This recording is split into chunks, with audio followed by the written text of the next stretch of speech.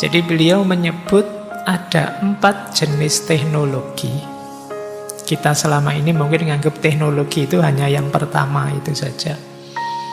Kita sering mengabaikan 3 teknologi yang lain.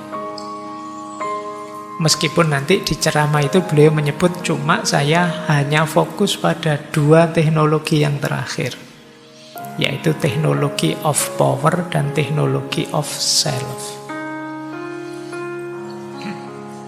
Ya, pelan-pelan kita mulai belajar.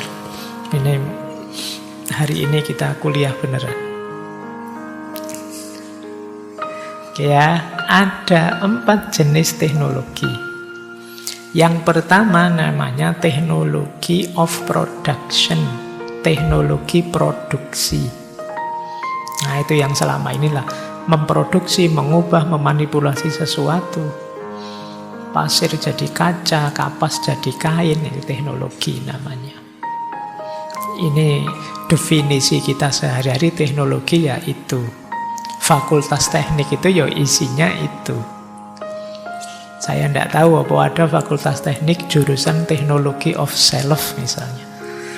Teknologi of power misalnya. Tidak ada ya. Selalu teknik itu ya teknik yang paling atas itu, teknologi of production. Ada jenis kedua, teknologi of science system, teknologi sistem tanda. Bahasa, sastra, mungkin sekarang ada model AI, artificial intelligence, dan lain sebagainya. Pendidikan, ini sistem makna. Ini juga kan teknologi. Cara kita menyampaikan makna, cara kita mengungkapkan gagasan, dan lain sebagainya. Ini ada tekniknya. Yang ketiga, teknologi of power. Teknik kekuasaan, cara mengontrol, mengarahkan orang atau mengarahkan kelompok orang. Ya contohnya hukum, militer, rumah sakit, penjara. Ini kan teknik-teknik untuk mengarahkan orang. Hati-hati, jangan jahat loh, nanti tak masukin penjara loh. Nah, hidup jangan kacau, nanti kalau sakit masuk rumah sakit loh. Ini sebenarnya teknik untuk mengumpulkan, mengontrol, mengarahkan individu atau kelompok. Yang keempat, ini yang banyak dibahas oleh Foucault, ya mungkin ini yang kita bahas malam hari ini ya, teknologi of self. Jadi bagaimana kita membentuk identitas, perilaku, moralitas untuk menuju tujuan yang kita inginkan. Jadi kita ibadah, kita diet, kita nyari hiburan, kita apa, itu bagian dari teknologi of self. Kemarin berbulan-bulan kita membahas kebahagiaan. Cara kita menuju kebahagiaan itu teknologi of self. Bulan ini kita menuju ketenangan hidup, itu teknologi of self. Jadi teknik mengarahkan diri. Identitas kita seperti apa, yang kita lakukan apa, yang jangan kita lakukan apa, dan lain sebagainya. Ini namanya teknologi of self. Nah, Foucault di pidatonya itu beliau akan lebih fokus pada teknologi of self ini dan teknologi of power. Kita bahas dulu yang teknologi diri ya.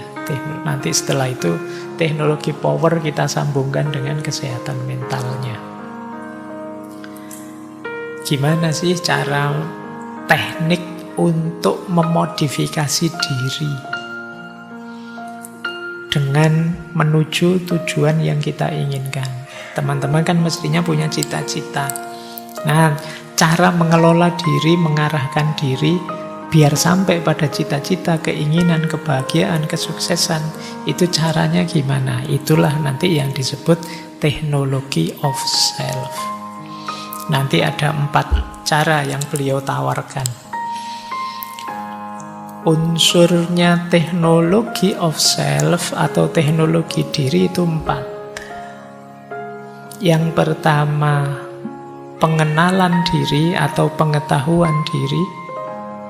Yang kedua, kekuasaan, yang ketiga praktek, yang keempat tujuan. Pak ya. Jadi yang pertama kita harus kenal diri kita. Kita belajar filsafat, belajar agama, mencari ilmu, sekolah, kuliah. Itu kan dalam rangka mengenal diri. Kalau sudah kenal, terus kita arahkan, kita atur. Tanpa pengenalan diri, bagaimana kita mengarahkan diri. Ini basic sudah. Tema-tema humaniora kemarin itu, tema tentang manusia apapun, awalnya memang mengenali diri. Bahkan sampai kalian belajar tasawuf pun diminta mengenali diri. Man arofa nafsahu faqad arofa rabbahu. Itu kan kenal diri. Jadi ini sudah bolak-balik disarankan. Saya tidak tahu teman-teman sudah melakukan apa belum. Kenalan dengan dirimu sendiri. Kalau kalian jatuh cinta, itu kan mesti kalian kepo dengan orang yang kalian taksir. Loh, kalau sama orang lain saja kamu sekepo itu tidak sama dirimu sendiri. Ayo dikenali ya diri kita. Tipe orang yang bagaimana sih aku itu? Kemudian kelebihanku apa? Kekuranganku apa? Dan seterusnya. Yang kedua, kekuasaan. Power. Dalam hidup kita, di sekeliling kita itu ada power yang bekerja. Ada yang tidak kita sadari, ada yang kita sadari. Ada yang kita sadari, kita terima, ada yang kita sadari dan kita tolak. Namanya resisten. Ini kedua. Jadi kita itu kan hidup tidak mungkin semuanya kita putuskan sendiri. Selalu saja ada kekuasaan, kekuatan, power yang mempengaruhi kita. Power itu tidak harus negara, tidak harus orang level tinggi. Mungkin sekedar teman yang menghegemoni kita atau sahabat yang punya kuasa ini, kuasa itu dalam hidup kita, itu pasti ada. Mari kita kenali kerja kekuasaan dalam hidup kita. Itu pasti ada. Tidak mungkin orang free sepenuhnya, tidak ada. Kekuasaan yang bekerja dalam diri kita pasti ada. Sebebas apapun kita. Ya, misalnya Pak, saya itu bebas, tidak mau terikat apa saja.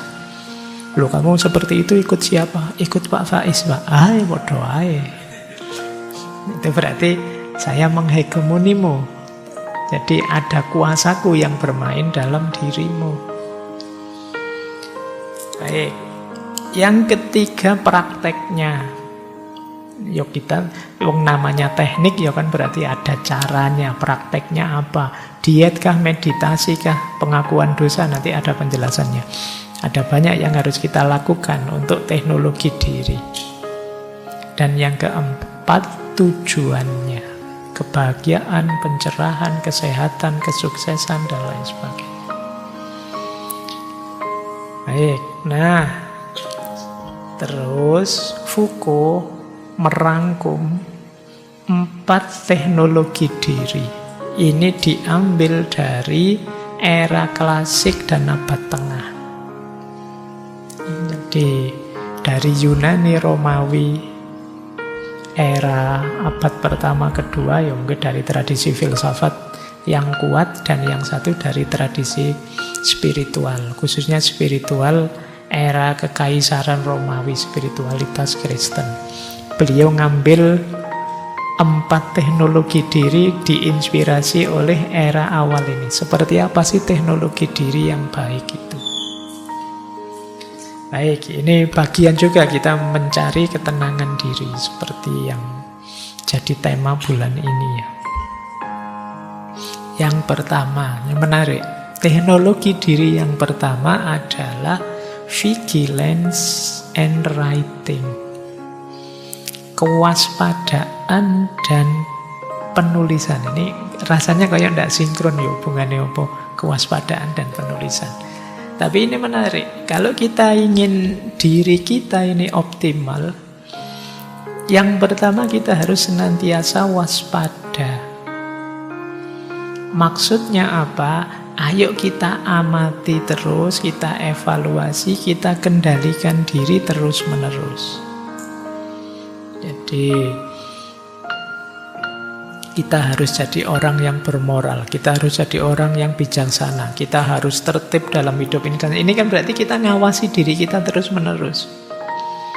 Diri kita itu kalau kita biarkan sebentar, misalnya sudah, misalnya wahai pikiranku, wahai hatiku, istirahat, tidak usah dipakai. Begitu tidak kita pakai, kita tidak usah, udah kita bisa loss. Maka kuncinya teknologi diri yang pertama vigilance. Ayo diawasi dirimu, kondisimu. Oh, ini saya sedang marah, ini harus dikendalikan. Ini saya sedang seneng ini hati-hati lupa diri. Ini saya sedang kecewa, ini hati-hati putus asa. Itu namanya vigilance. Orang yang mampu mengawasi dirinya terus-menerus, dia yang akan terjamin lebih mudah nanti mencapai tujuan tadi. Jadi ini yang pertama. Pelajaran vigilance yang kemarin banyak kita dapat dari stoikisme. Jadi tema-tema stoik yang kemarin kita bahas panjang lebar di banyak forum itu sebenarnya kalau kata Foucault ya fokusnya satu, vigilance, mengawasi diri. Jadi seperti apa kondisi kita, bagaimana situasi kita, itu vigilance. Nah, selain mengawasi diri ada juga writing. Writing itu nulis. Cara mudah untuk lebih optimal melakukan pengawasan diri itu ditulis. Nanti ada istilah hypomnemata. Hypomnemata itu semacam buku diarinya orang Yunani Romawi. Jadi zaman dulu mungkin semacam buku lah yang tempat mereka nulis. Kalau ada pengalaman, kalau ada gagasan, kalau zaman sekarang mungkin kalian punya blog, punya itu yang kalian nulis di situ. Itu hypomnemata namanya zaman itu. Jadi pengawasan tadi ya jangan cuma diawasi, sudah Pak, sudah saya awasin, enggak, tulislah, akan lebih paten. Itu yang disebut teknologi diri. Teman-teman boleh kayak buku harian itu loh. Saya tidak tahu hari ini apa masih ada ya generasi Z yang punya buku harian. Nanti pulang dari kampus sampai kamar, hari ini aku jengkel sekali. Wah, segitu dari sini kan loh. Oh, itu lumayan untuk pengenalan diri, teknologi diri tadi. Sudah capek-capek dandan, capek-capek beli baju baru, sepatu baru, ndak ada satupun yang ngelirik, ndak ada yang komentari. Itu kamu tulis di itu. Ini namanya hypomnata. Apalagi punya ide, wah ada ide ini, cepet-cepet ditulis. Ada gagasan nih, cepet-cepet ditulis. Kalau ndak hilang. Mungkin kalian kadang-kadang muncul inspirasi apa?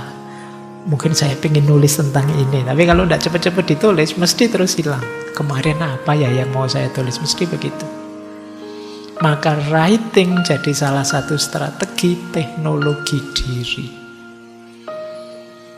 Nulis saja, ndak usah target macam-macam. Kalian mesti kalau nulis mikirnya semoga nanti viral Pak, semoga nanti banyak yang nge-like lah. Kamu targetmu gitu ya, tulisanmu palsu mesti. Ndak otentik siapa dirimu. Nulis saja tentang dirimu, bagian dari pengenalan diri untuk nanti bisa mengarahkan diri. Jadi teknologi diri yang pertama writing. Selain pengawasan diri, kata Foucault, vigilant adalah prakondisi dari writing. Jadi mengawasi diri sebelum nulis. Nah, sementara nulis juga alat untuk pengawasan diri. Jadi ya dua-duanya saling kerjasama. Jadi menulis tentang diri kita, bahan tulisannya dari introspeksi kita terhadap diri kita. Kemudian sambil nulis sekaligus sebenarnya kita juga sambil mengintrospeksi diri kita. Ini pentingnya introspeksi diri, vigilance yang ditulis. Nah, mulai sekarang mungkin latihan ya, tulislah apa-apa. Ditulis itu lebih mudah, nanti kalian memahami dirimu. Kalau ada yang dulu zaman SMP atau SMA pernah punya buku harian, itu sekarang kalian baca, itu sebenarnya saatnya kamu kembali ke belakang. Oh, ternyata saya dulu tipe orang yang kayak gini ya. Nah, mungkin buku harianmu yang lama coba dibuka-buka lagi. Mungkin kalian senyum-senyum sendiri, kalian malu sendiri lihat kata-katamu. Nanti buku harianmu kalau pas jatuh cinta nanti digambari love, terus kalau patah hati love-nya dibikin patah, terus ini kan kayak gitu dulu. Itu sekarang kamu baca, itu kan kamu senang. Ya saya dulu kok naif banget ya aku ya, lucu banget aku ya, bikin malu saja ya. Dulu begitu, padahal waktu nulisnya nangis-nangis itu. Sekarang kamu ketawain, itu alatmu untuk introspeksi. Oh, berarti saya tipe orang kayak gini dulu itu. Sekarang kayak gimana ya, saya harus seperti apa? Jadi yang pertama itu ya, introspeksi, mengawasi diri dan menulis. Teknologi diri yang kedua, ini menarik.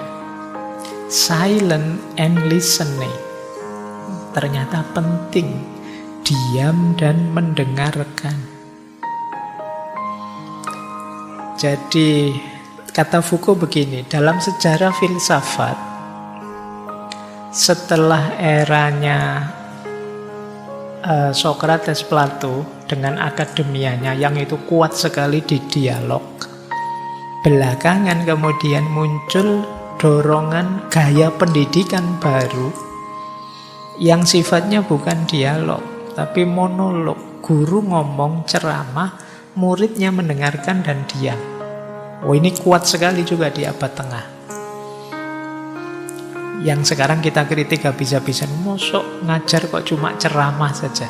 Tapi ini cara pandangnya agak berbeda. Kata Foucault di situ, bahkan Pythagoras itu di kalangan murid-muridnya dia punya rumus, murid selama 5 tahun harus diam saja. Diajari dulu. Mereka tidak boleh tanya dan bicara. Bukan urusan pasif atau aktifnya, tapi latihan mendengarkan itu jauh lebih penting. Jadi kunci kamu pinter pertama itu pinter mendengarkan. Jadi latihan mendengarkan yang kritis. Latihan sambil mendengarkan, oh ini ada yang disembunyikan. Oh ini kata-kata apa adanya. Bahkan itu ada tulisan judulnya Risalah Plutarch. Di Plutarch itu ada istilah, setelah sekolah kita harus mendengarkan sepanjang masa dewasa kita. Jadi listening skill itu kunci. Jangan kesusu ingin ngomong. Dengarkan dulu, serap dulu sebanyak-banyaknya. Justru kalau kita ada orang ngomong, kita ingin balas ngomong reaktif, secara tidak sadar kita di bawah kendali orang lain. Tapi kalau kita diam, kita tidak ditelan oleh dia yang ngomong. Bayangkan ada temanmu ngomong panjang, kamu dengerin saja terus. Dia maunya kita respon, tapi kita dengar saja. Terus terakhir-terakhir kita cuma ngomong, sudah, ya sudah. Kamu tidak jadi dikuasai oleh dia kan. Coba kamu ngomong, kamu balas. Dia ngomong, kamu balas, ya sudah. Kamu sudah larut dalam pancingannya. Maka di antara teknologi diri, ayo latihan mendengarkan. Diam, latihan mendengarkan. Ini jadi kunci. Di situ kita mengupgrade diri kita. Kata Foucault ini loh. Ini perannya diam dan perannya mendengarkan.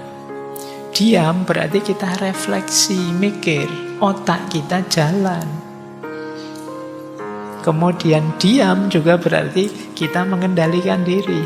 Kita tidak terseret orang lain. Kita tidak reaktif. Bahkan kata Foucault, diam itu bisa saja termasuk strategi resisten. Kita melawan. Karena ada banyak perlawanan dengan diam. Jadi Kita diperintah, dimarahi, ditegur, dikritik, diapain, kita diam saja. Sebenarnya ini strategi kita melawan, kita tidak setuju. Jadi diam itu bisa perlawanan, diam juga bisa pengendalian diri, bisa juga momen untuk kontemplasi, juga sekaligus momen untuk menciptakan diri kita. Jadi ketika kita diam, sebenarnya kita menegaskan, aku bukan kamu. Aku ya aku versiku, terserah kamu mau apa. Nah, ini pentingnya diam. Mendengarkan juga begitu. Mendengarkan itu bisa bermakna kita sedang belajar. Atau kita sedang bijaksana, tidak ingin motong omongannya orang lain. Mendengarkan juga bisa berarti kita sedang membuka ruang dialog. Bayangkan kalau orang rebutan ngomong tidak ada saling putus. Kayak kadang-kadang kalau di TV-TV itu loh, kalau acara talk show, acara apa, kadang kan kalau sudah emosi rebutan ngomong. Jadi kalau kita bisa mendengarkan dan diam itu sebenarnya kita membuka ruang untuk dialog. Ayo gantian ngomong, saya diam dulu, kamu ngomong dulu sampai puas, nanti baru saya. Ini kan berarti kalau kita tidak bersedia diam, ya yang terjadi konflik tetap. Jadi diam dan mendengarkan itu membuka ruang dialog. Diam juga bisa bermakna empatik. Kehadiran kita yang menerima orang lain. Ya sih, kamu dengan persepsimu, dengan perspektifmu, saya dengarkan. Nah, ini perannya diam. Kemudian diam berarti juga pengakuan dan keseimbangan. Keseimbangan dalam diskusi, wacana juga mengakui hadirnya orang lain. Baik, jadi teknologi diri yang kedua justru kita harus bisa diam dan mampu mendengarkan. Jadi setelah tadi yang pertama introspeksi diri, melihat ke dalam bila perlu ditulis, sekarang diam dan mendengarkan. Lanjut. Kok isinya seperti ini ya Pak? Karena ngambilnya dari filsafat dan tradisi spiritual. Terus, ini lebih dalam lagi. Ini yang belajar tasawuf. Teknologi diri yang ketiga, askesis. Hidup asketik. Orang Jawa ada istilah tirakat. Dalam Islam ada riyadhah. Apa maksudnya? Askesis itu cara kita membentuk diri dengan latihan-latihan tertentu yang melibatkan tubuh, pikiran, jiwa. Kita tafakur, kita meditasi, kita latihan ini, latihan itu. Untuk ini namanya hidup askesis. Ya memang pahit sih, ya memang berat untuk dilakukan, tapi memang ini untuk membentuk diri kita. Jadi kata Foucault dulu zaman Yunani kuno, hidup askesis itu latihan bijaksana, mencari kebenaran, mencari kebijaksanaan. Jadi orang menarik diri untuk refleksi, kontemplasi, kemudian saling berdialog. Jadi tirakatnya tirakat untuk mencapai kebijaksanaan, kebenaran, kebajikan. Cuma setelah datang agama, ya termasuk Kristen, mungkin termasuk juga Islam, askesis ini kemudian ganti fokus. Kalau zaman Yunani itu untuk menguasai diri, kalau zaman agama-agama itu penyerahan diri pada Tuhan. Tapi dua-duanya jenis askesis. Jadi berarti teknologi diri yang ketiga itu tirakat, latihan untuk membentuk diri kita. Baik, ya kalau dalam Islam mungkin ada istilah uzlah, menarik diri, memasrahkan diri hanya untuk Allah saja. Tapi intinya ya untuk diri kita, wong ini teknologi diri. Apa yang dilakukan dalam askesis? 3 hal. Refleksi, transformasi, dan otonomi. Jadi refleksi lagi-lagi merenungi diri kita dan hidup kita, itu refleksi. Ini kalau dalam Islam, dalam tasawuf, refleksi plus asketis itu puncaknya ketemunya makrifat. Jadi pengetahuan yang sangat dalam. Kemudian transformasi diri. Jadi membuat diri kita lebih bermakna. Kualitas kita lebih tinggi. Karena kita sudah tirakat latihan ini, latihan itu, ya tentu saja kualitas kita lebih tinggi. Dan yang ketiga, otonomi. Kemampuan kita membentuk diri. Jadi kita latihan, kemudian terbentuklah diri kita sesuai yang kita inginkan. Kita sekarang kuat, tidak dipengaruhi ini, tidak dipengaruhi itu. Itulah asketik. Jadi kita ulang ya. Teknologi diri itu yang pertama diawali dari vigilance, mengawasi diri, kemudian menulis. Kemudian yang kedua dengan diam dan mendengarkan. Yang ketiga asketis. Yang keempat confession dan self-disclosure, pengakuan dan pengungkapan. Ini tentu saja diinspirasi oleh tradisi. Dalam Kristen kan ada itu pengakuan dosa. Tapi konsepnya tidak sekedar seperti pengakuan dosa. Makanya ada dua jenis, exomologesis dan exagoresis. Yang satu kita mengakui dosa pada Tuhan, pada masyarakat, dan berjanji untuk tidak mengulangannya lagi. Ini mirip kayak tobat. Jadi teknologi diri itu kita sadari, kita akui bahwa kita pernah salah, bisa salah, dan mungkin salah. Tentu saja setelah pengakuan kan mesti perbaikan. Kalau ngaku saja tidak, ya gimana bisa memperbaiki? Kalau di hadapan masyarakat, di hadapan Tuhan, itu namanya exomologesis. Kalau di hadapan tokoh tertentu, guru tertentu, dalam rangka biar saya dibimbing untuk jadi lebih baik, itu namanya exagoresis. Tapi mengungkapkan diri dan pengakuan ini penting. Itu tadi, dalam rangka perbaikan diri. Kalau kita tidak ngaku dosa kita, tidak ngaku salah kita, tidak menerima bahwa kita mungkin salah, ya tidak mungkin kita memperbaiki diri. Jadi ini, teknologi ini penting. Ya kalau teman-teman punya sakit mental apa, misalnya ke psikolog atau psikiater, itu kan kadang-kadang kita diminta cerita, diminta ngomong apa saja, dan kerahasiaan terjamin. Itu mirip seperti pengakuan dosa sebenarnya. Dalam konteks apa? Pengakuan dan pengungkapan ini, confession and self-disclosure ini. Karena salah, dosa, keliru, itu kan jadi ganjalan dalam hidup kita. Ungkapkan, keluarkan, perbaiki. Jadi manfaatnya teknologi ini, yang pertama membentuk diri kita, yang kedua transformasi, perubahan. Jadi kita mengubah diri kita jadi lebih baik, dan yang ketiga manifestasi kebebasan kita, subjektivitas kita, bahwa kita sekarang orang yang menguasai, mengontrol, membentuk hidup kita sendiri.